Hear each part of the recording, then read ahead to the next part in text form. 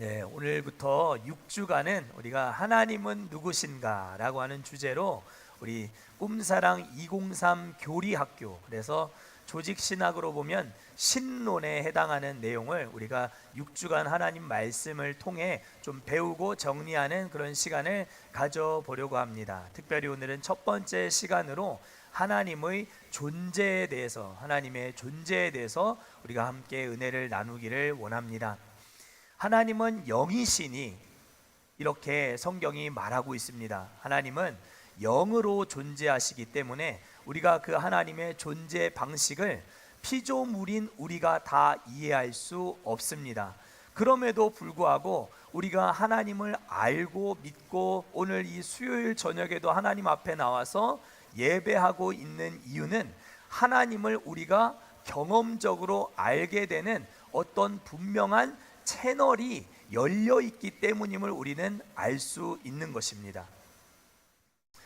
하나님을 알 만한 것이 우리 안에, 사람 안에 있다라고 오늘 본문 19절 말하고 있고, 더불어서 이 세상 모든 만물에도 하나님의 그의 충만한 신성을 드러내셨다라고 말하고 있습니다. 오늘 읽은 이 로마서 1장 19절부터 20절까지 말씀은 하나님이 자신을 우리 사람이 이해할 수 있는 방법으로 보여주시는 일반 계시를 말하고 있는 것입니다. 하나님의 존재를 이해할 때 특별히 하나님은 두 개의 채널을, 두 개의 방법을 우리에게 열어주셨는데, 첫 번째 방법은 우리 사람에게 있는 이 도덕적인 양심, 또 하나님의 형상을 닮은 우리의 모습, 더불어 이 세상에 존재하는 모든 만물을 통해서 하나님을 더듬어 알 수 있게끔 하셨다라고 하는 것이 하나님이 우리에게 보여주신 첫 번째 채널,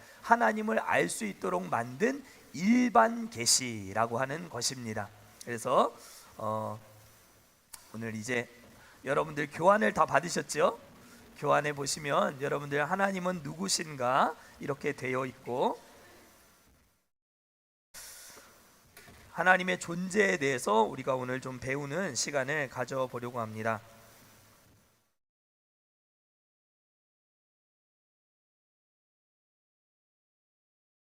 여러분들은 하나님을 어떻게 알게 되셨습니까?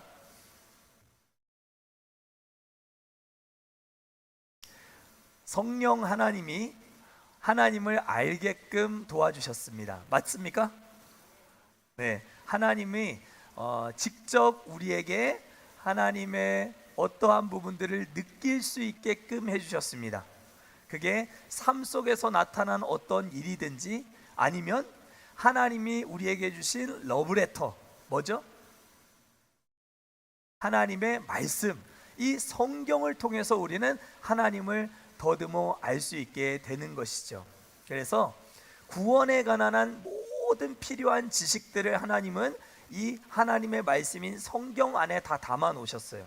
그러니까 다른 것은 몰라요. 짜장면을 먹어야 될지, 짬뽕을 먹어야 될지, 탕수육을 먹을 때 소스를 부어 먹어야 될지, 찍어 먹어야 될지, 이런 구원과 관계되어 있지 않은 어떤 다른 정보들에 대해서는 하나님이 다 가르쳐 주시는 것은 아니에요. 하지만 구원과 관련되어 있는 모든 지식은 하나님이 한 권의 책에 다 담아 놓으셨어요. 그것을 두고 우리는 특별 계시라고 하는 거예요. 하나님의 존재는 두 가지 방법으로 알 수가 있어요. 일반 계시, 일반 계시는 어디에 나타난다고요? 자연 만물, 자연 만물을 보면, 우주를 보면 우주의 이 지구에 돌아가는 것들, 모든 이 자연 환경과 현상들을 보면 하나님이 존재하시는구나, 우리에게 좋은 것들을 주시기를 원하셨구나. 그래서 하나님은 온 우주 만물을 다 창조하시고 마지막 날에 누굴 만드셨어요? 사람을 만드신 거죠. 하나님이 사람을 사랑하신다고 해서 사람을 첫째 날 만드셨다면 어떻게 됐을까요? 거할 곳이 없었겠죠. 우주 어딘가를 떠도는 그런 빛과 어둠도 없는 어떤 암흑 속에서 우리가 살아갈 수밖에 없는 그런 존재가 되고 말았겠죠. 그러나 하나님은 이 자연 만물, 우리가 거할 수 있는 모든 환경들을 다 준비하시고 우리 사람을 만들어 주셨다는 거예요. 그러니까 이 자연 만물 속에는 사람이 느낄 때 하나님을 알 수 있는 채널이 있다라고 하는 걸 알 수 있게 되는 것이죠. 그리고 두 번째, 특별 계시가 있는 거예요. 그래서 하나님은 이 두 가지 방법으로 하나님의 존재를 알 수 있도록 하나님은 은혜를 주셨습니다. 그래서 여러분들이 하나님을 믿게 된 것은 대부분 이 두 가지 방법을 벗어날 수가 없습니다. 자연의 만물이든 아니면 도덕적인 어떤 양심이나 도덕률을 통해서 하나님을 더 가깝게 접근해 나갈 수 있었고 하나님의 존재를 알게 되었든지, 아니면 특별 계신 성경의 말씀을 내가 들음으로 말미암아 누구로부터 전해 들어 말미암아 성령의 조명하심과 도우심 속에 내가 구원받고 하나님의 자녀가 되는 이 두 가지 방법을 우리가 다 경험을 하게 되는 것이죠. 일반적으로 하나님의 존재에 대해서는 크게 네 가지 견해가 있습니다. 하나님이 진짜 존재하시나? 하나님이 영으로 계시고 우리 눈에 보여요, 안 보여요? 보이지 않잖아요. 그런데 하나님이 진짜 존재하시는가, 신이라는 것이 있는가 없는가에 대해서는 크게 네 가지 견해로 나뉘어 볼 수가 있어요. 하나님의 존재를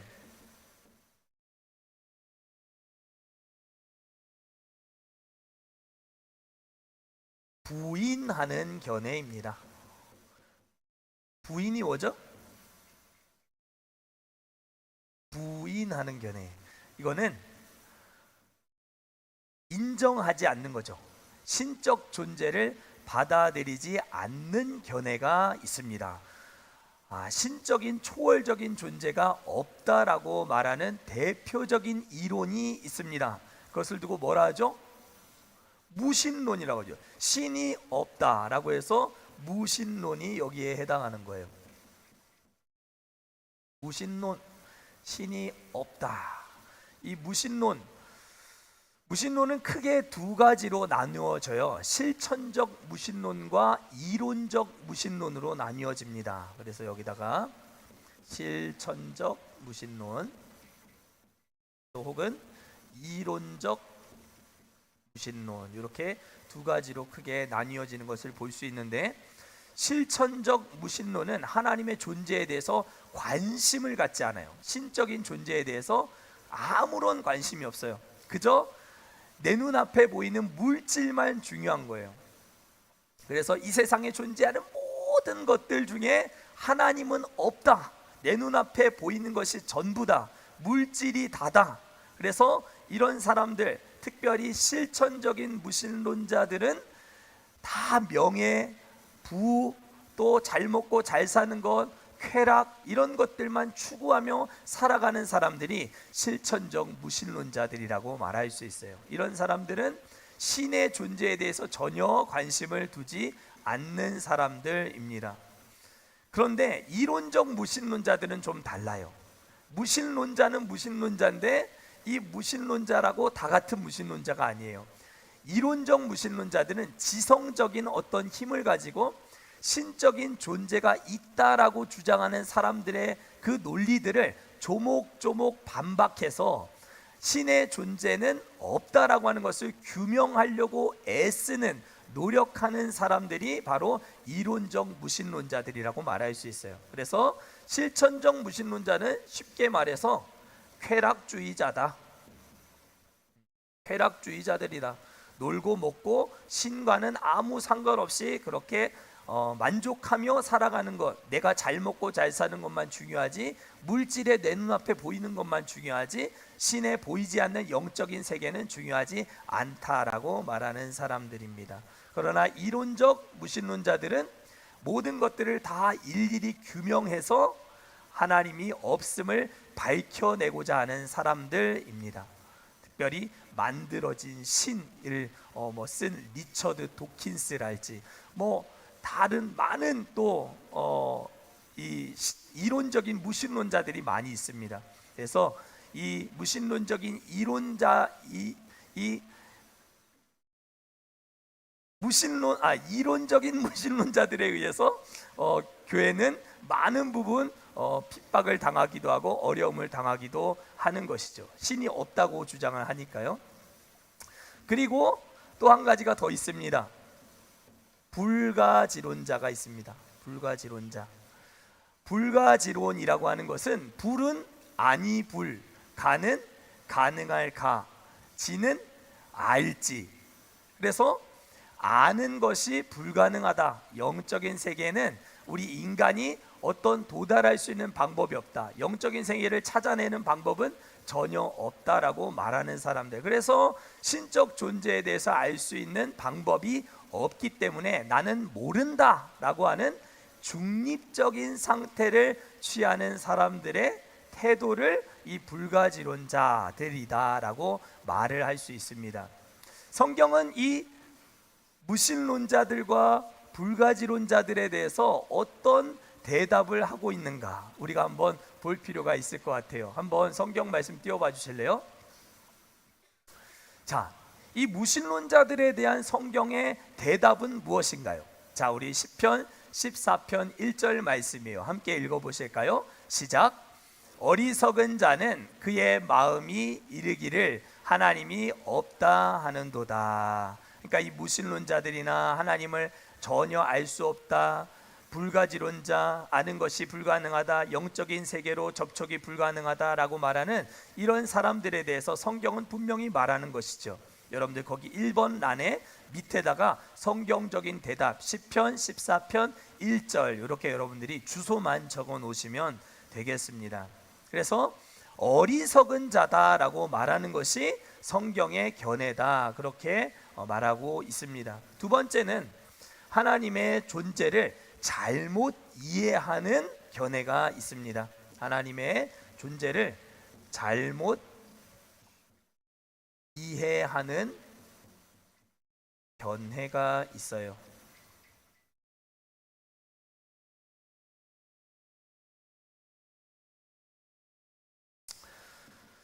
하나님의 존재에 대해서 잘못 이해하는 대표적인 견해는 범신론이라는 것이 있습니다. 범신론, 여러분들 혹시 들어보셨습니까? 범신론, 다른 말로 유물론이라고도 합니다. 유물론. 유명한 유물론자 있죠? 마르크스, 이런 사람들이 이제 하나님의 존재를 잘못 이해한 사람들입니다. 공산주의자라고도 부르기도 하죠. 이들은 모든 만물이 다 신이라고 말합니다. 범신론은 이 세상에 존재하는 모든 만물이 뭐라고요? 신이라고 말합니다. 그래서 이 신이 온 우주 만물이 영원하다라고 말해요. 왜 그럴까요? 온 우주 만물이 신이니까, 신적 존재를 담재하고 있는 이 세상은 영원하다라고 말하는 것이죠. 그러나 세상 만물이 신이라고 한다면 이 세상 만물의 특징이 하나 있는 것이죠. 범신론의 큰 특징은 바로 이 신이라고 하는 이 세상 모든 만물이 인격적이지 않다라는 거예요. 인격적이지 않다. 인격적인 존재가 아닌 신과 사람은 소통이 가능한가요? 불가능한가요? 불가능하죠. 이게 범신론의 큰 오점인 것이죠. 이 세상 모든 만물을 하나님이 창조하시고 하나님이 만드셨다라고 하는 것까지는 그건 아닙니다. 하나님의 신적 속성이 이 모든 만물이 다 신이다라고 말하기 때문에 그 신은 이 세상을 다스릴 수가 없는 것이죠. 다스릴 수도 없고 또 인격적인 교제도 불가능하고 또 영원하다고 말하기 때문에 이 영원한 우주가 곧 신이다라고 말하는 것이 범신론이라고 말할 수가 있습니다. 그리고 이것과 비슷하게 하나님의 존재를 잘못 이해하는 한 가지 견해가 더 있습니다. 그것은 바로 범죄신론이라는 것입니다. 그러니까 범신론하고 범죄신론은 달라요. 여러분들 지금 2번 지금 이제 문항 보고 계실 텐데, 범죄신론은 어떤 것이냐면, 범신론이 모든 만물이 다 하나님이다, 신이다라고 말한다면, 범죄신론은 이 세상 모든 것이 하나님 안에 있다라고 주장하는 것입니다. 조금 차이가 있죠.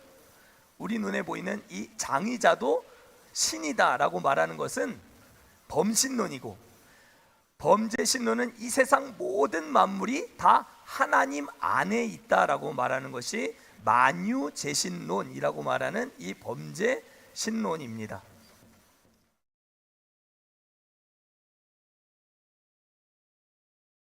그래서 세상은 하나님의 몸이고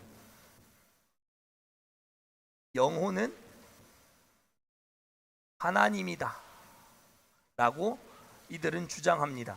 그래서 세상이라고 하는 것이 하나님의 몸이다, 그리고 영혼은 하나님이다. 이 개념이 좀 여러분들에게 어려우실 수 있는데, 이 범죄 신론이라고 하는 것은 쉽게 생각하면 하나님이 씨앗이라고 보면 돼요. 씨앗, 하나님이 씨앗이고, 씨앗은 땅 속에 심겨지고 자라나지 않습니까? 그러니까 자라나는 과정 속에 이 세상 모든 만물 안에 존재하고 있지만 초월적으로 바깥에서 어떤 전능한 능력을 가지고 이 세상을 통치하고 다스리는 존재는 아니다라고 하는 의미예요. 그러니까 자라나는 하나님을 여러분들이 생각하시면 돼요. 좀 어렵죠? 자라나는, 성장하는 하나님. 그러니까 자라난다, 성장한다, 씨앗이 뿌리를 내리고 나무처럼 이렇게 자라나서 열매를 맺게 되듯이 범죄 신론이라고 하는 것은 시간이 지나갈수록 변화하는 그런 신적인 특성을 가지고 있다라고 하는 것을 보여주는 것이 범죄 신론입니다. 그래서 먼저 우리 범신론에 대한 성경적인 반박에 대한 내용을 먼저 보고 그 다음 이제 범죄 신론을 보면 좋겠는데요. 우리 범신론 먼저 보여주실까요? 이 세상 모든 것이 신이다라고 주장하는 것에 대해서는 로마서 1장 25절이 이렇게 말하고 있어요. 함께 같이 읽어보실까요? 시작. 그들이 하나님의 진리를 거짓 것으로 바꾸어 피조물을 조물주보다 더 경배하고 섬김이라. 주는 곧 영원히 찬송할 이시로다. 아멘. 여기 보면 피조물을 조물주보다 더 어떻게 하고? 경배하고. 그러니까 피조물을 섬기는 범신론에 대한 성경적인 대답은 피조물과 창조주의 이 격차를 없애버린 이 범신론이 잘못된 하나님 존재에 대한 이해다라고 하는 것을 보여주는 것이죠. 그리고 범죄 신론 역시도 자라나는 하나님, 변하는 하나님, 계속해서 성장하는 하나님, 불완전한 하나님에 대해서 말하고 있기 때문에 여기에 대해서도 히브리서 13장 8절은 다음과 같이 말씀하고 있는 것이죠. 말씀을 보여주실래요? 히브리서 13장 8절 말씀, 범죄 신론에 대한 성경적인 대답 한번 보실까요? 시작. 예수 그리스도는 어제나 오늘이나 영원토록 동일하시니라. 야고보서 1장 17절도 시작. 온갖 좋은 은사와 온전한 선물이 다 위로부터 빛들의 아버지께로부터 내려오나니 그는 변함도 없으시고 회전하는 그림자도 없으시니라. 아멘. 그래서 하나님은 변하지 않는 완전한 분, 주권을 가지신 분, 그래서 이 세상을 얼마든지 통치하시고 다스리실 수 있는 분이라고 말하는 것이 바로 성경적인 바른 이해로 경험하게 되는 하나님의 존재에 대한 견해인 것이죠. 이렇게 범죄 신론이나 범신론에 대한 입장은 성경이 분명하게 이렇게 말해주고 있는 것입니다. 그리고 하나님의 존재에 대해서 또 잘못 이해하고 있는 견해가 있습니다. 그것은 바로 다신론입니다. 다신론. 신적 속성을 가진 많은 존재들이 있는데 그 많은 존재들은 이 세상을 다스릴 때 어떤 파트를 나누어서, 구역을 나누어서 유한한 능력으로 세상을 다스린다. 그래서 대표적인 이 다신론을 말하는 것이 바로 우리가 잘 알고 있는 그리스, 로마 신화인 것이죠. 제우스 신이랄지 또 뭐 아폴론 신이랄지 여러 가지 각기 맡은 부분의 영역에 한해서만 신적인 능력을 발휘할 수 있는 다신론, 이것 역시도 하나님의 존재를 잘못 이해하는 방식의 견해인 것이죠. 여기에 대해서도 성경은 분명히 우리에게 말씀해요. 어떤 자연현상의 어떤 업그레이드된 버전으로 세상을 다스리는 신이나 사람이 변화되어서 사람이 신적인 존재가 되었다라고 하는 존재를 다 성경은 거부하고 있는 것이죠.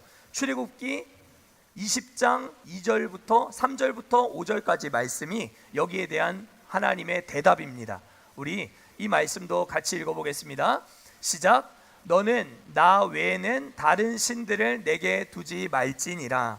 너를 위하여 새긴 우상을 만들지 말고 또 위로 하늘에 있는 것이나 아래로 땅에 있는 것이나 땅 아래 물속에 있는 것에 어떤 형상이라도 만들지 말며 그것들에게 절하지 말며 그것들을 섬기지 말라. 아멘. 하나님은 하늘에 있는 것 또 혹은 하늘 아래 땅 위에 있는 것, 그 땅 아래에 있는 어떤 피조물들의 형상이라도 만들지 말고 그것들에게 절하지 말라, 이렇게 분명히 말씀하고 있습니다. 다신론은 하나님이 우상 숭배라고 규정하는 그런 견해다. 여러분들이 이렇게 정리해 두시면 되겠습니다. 다신론은 우상 숭배입니다. 그리고 마지막으로 하나님의 존재에 대해서 잘못 이해하는 견해 한 가지가 더 있는데요, 그것은 바로 이신론이라는 것이 있습니다.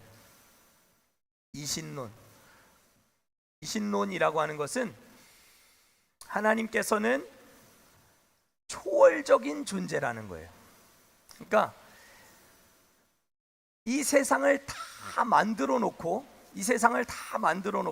저 멀리서 이 세상이 어떻게 돌아가고 운행되고 있는가 저 멀리서 팔짱 끼고 이렇게 지켜만 보고 계시는 하나님, 그 분을 두고 이신론의 하나님 이렇게 이해를 합니다. 그러니까 하나님은 이 세상을 모두 완벽하게 만들어 놓으셨다는 거예요. 시스템적으로 전혀 문제가 없도록 완벽하게 이 세상을 창조해 놓고 하나님은 저 멀리서 이렇게 팔짱 끼고 세상에 운행되어져 가는 모습을 지켜만 바라보시는 하나님, 관망하시는 하나님, 그것이 바로 이신론입니다. 하나님은 사람과 교제하지 않으세요. 그리고 완벽한 세상을 창조해 놓으셨기 때문에 더 이상의 기적이나 초자연적인 일들은 전혀 발생하지 않아요. 이 말은 성경 안에 있는 기적적인 요소를 아무도 받아들이지 않는다라고 하는 의미예요. 하나님은 이 세상을 마치 시계 태엽이 돌아가듯이 완벽한 시스템과 장치로 만들어 놓으셨기 때문에 그 부분에 있어서 하나님은 이 세상에 직접적으로 관여하지 않으신다. 지켜만 보고 계신다. 그것을 두고 이신론이라고 합니다. 이 부분에 대해서 성경은 그러면 어떤 대답을 우리에게 주고 있을까요? 이신론에 대한 성경적 입장입니다.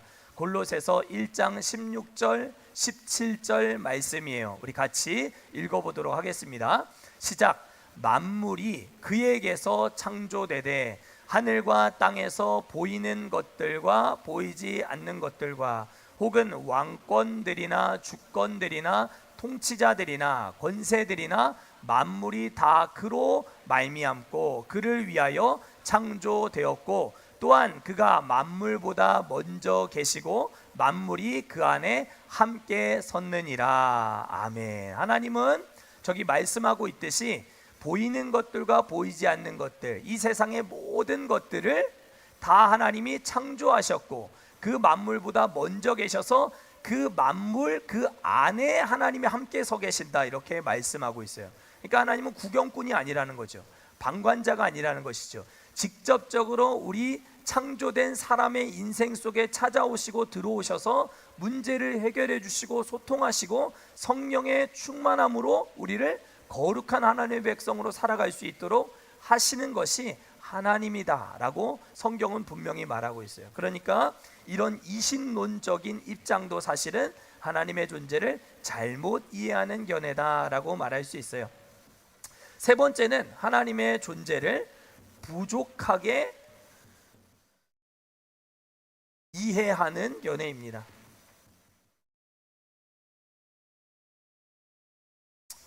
그러니까 하나님의 존재를 부인하고 부정하는 무신론자들, 불가지론자들도 있고 하나님의 존재를 잘못 이해하는 범신론자들 이하 많은 사람들이 지성적으로 이성적으로 하나님의 존재를 잘못해서 받아들이고 있고, 또 어떤 이들은 하나님의 존재를 부족하게 이해해요. 여기 부족하게 이해한다는 것은 기독교와 아주 비슷하게 이해한다는 의미예요. 그래서 대표적으로는 일신론을 말할 수가 있어요. 일신론, 유일신론이라고도 말하기도 하는데, 일신론은 오직 신은 하나다라고 말하는 것이죠. 일신론 주장하고 있는 교파가 있죠. 교파라고 해야 되나요? 이슬람교, 그죠? 그리고 유대교, 이런 교파가, 종교가 바로 이 유일신론을 지지하는 종교인 것이죠. 기독교와 아주 비슷합니다. 그런데 크게 두 가지 부분에 있어서 차이가 있어요. 하나님을 믿는다고 말하거든요. 이슬람교에서도 그렇고 유대교에서도 그렇게 말은 하지만, 첫 번째, 구약 성경에 대한 입장이 다릅니다.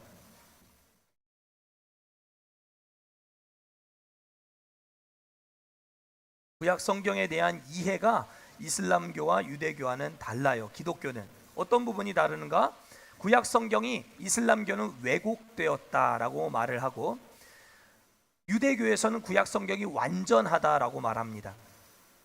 물론 완전하죠. 우리가 읽고 있는 구약 성경 틀림이 없고 완전합니다. 그러나 신약과 이어지는 구약에 있어서 구약이 완전한 것이죠. 구약에서 말하고 있는 메시아, 그가 예수 그리스도라고 믿는 것이 우리 기독교고, 그 예수 그리스도가 심지어 메시아일 뿐 아니라 하나님의 아들이시고 하나님이시다라고까지 믿는 것이 기독교고, 유대교에서는 그 부분을 인정하지 않고 예수 그리스도를 구약에서 말하고 있는 메시아, 그를 주장하고 있는 예수 그리스도를 종교적인 사기꾼이라고 보는 것이 유대교인 것이고, 이슬람교는 구약 성경이 왜곡되었고 불완전하지만 그 가운데 계시된 이 예수는 아주 위대한 예언자요 선생님이다라고 주장을 하고 있는 것입니다. 그러니까 일신을 믿고 있지만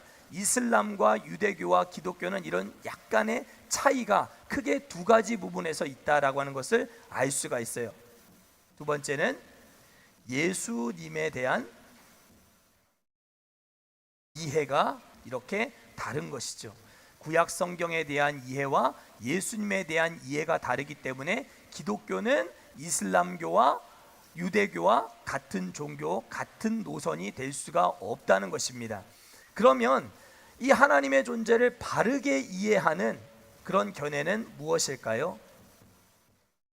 바르게 이해하는 견해, 이 견해는 바로 삼위일체 신론이라고 말할 수 있습니다. 삼위일체 신론, 그냥 유일신론이 아니라 세 개의 인격으로 분명히 구분되는 하나의 신성을 가진 삼위일체로 표현될 수 있는 그 신적인 이해를 우리는 하나님의 존재에 대한 바른 견해다, 그렇게 믿고 있는 종교가 바로 기독교인 것이죠. 그래서 사실 조직 신학적으로 보이지 않는 하나님을 우리가 어떻게 알 수 있는가라고 하는 것 자체가 사실은 우리 성도들에게 굉장히 어려운 부분입니다.